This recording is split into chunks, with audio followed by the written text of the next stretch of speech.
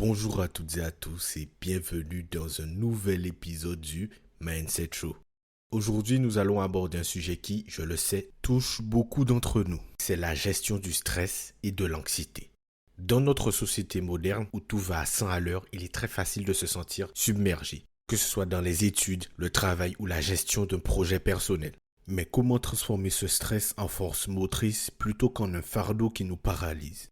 Comment faire face à l'anxiété de manière constructive? Et c'est pour répondre à ces quelques questions que j'ai décidé de tourner cet épisode aujourd'hui. Je vais vous donner des techniques et des stratégies concrètes pour mieux gérer le stress et l'anxiété et pour les utiliser à votre avantage.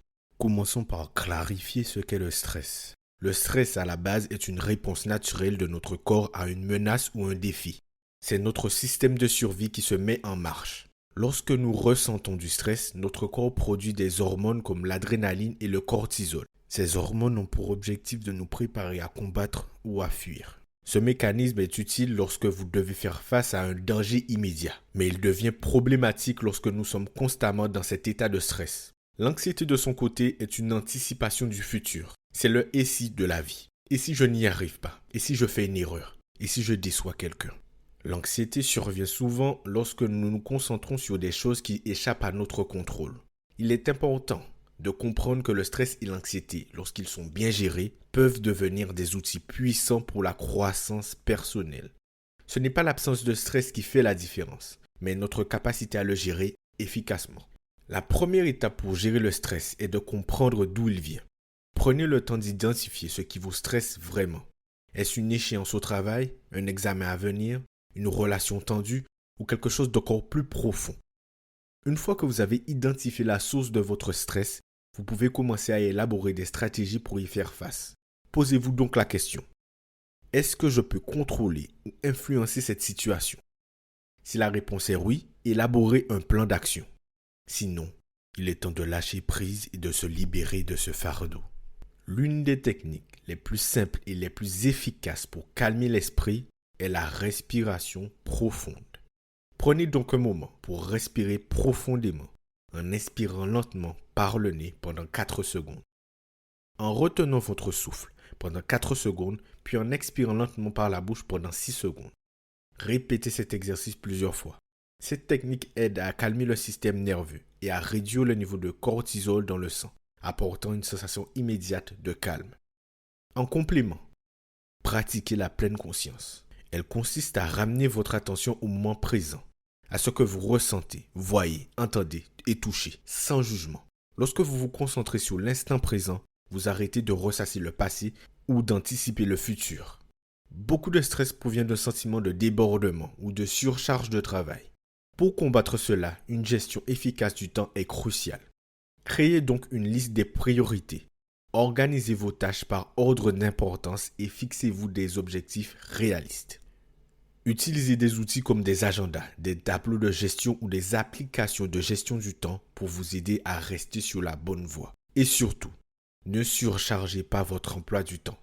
Apprenez à dire non aux engagements qui ne vous apportent pas de valeur.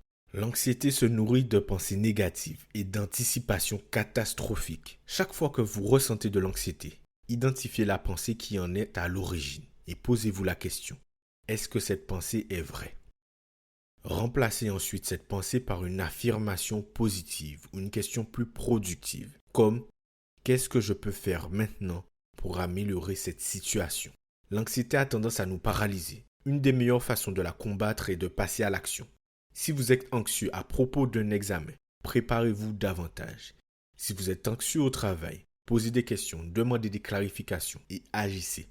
L'action transforme l'énergie anxieuse en une énergie productive. Même une simple petite action peut créer un effet boule de neige positif. L'anxiété se manifeste souvent par une énergie nerveuse.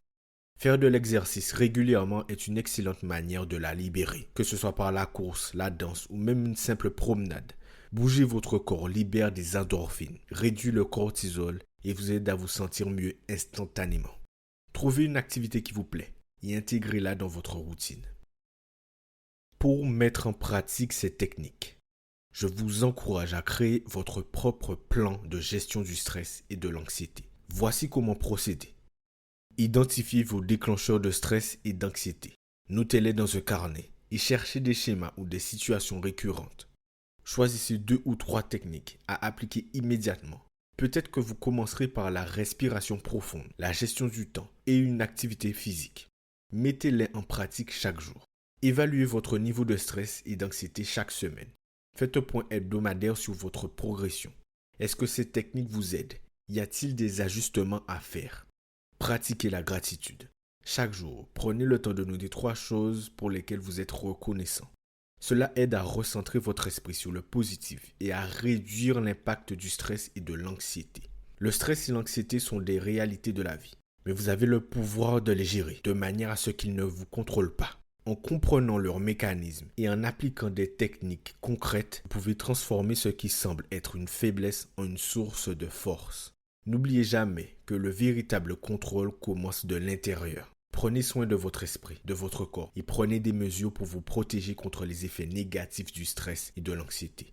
Avant de clôturer cet épisode, je tenais à revenir sur certains points que je juge essentiels. Nous avons tous l'habitude d'anticiper l'avenir et je m'inclus également dedans. Un peu dans l'esprit de la fourmi. Le problème est que nous restons trop souvent dans notre tête. Nous anticipons l'avenir restant passifs, car inconsciemment, nous avons l'impression d'être impuissants. Mais je veux vous exposer quelque chose que j'ai commencé à faire il y a quelques années.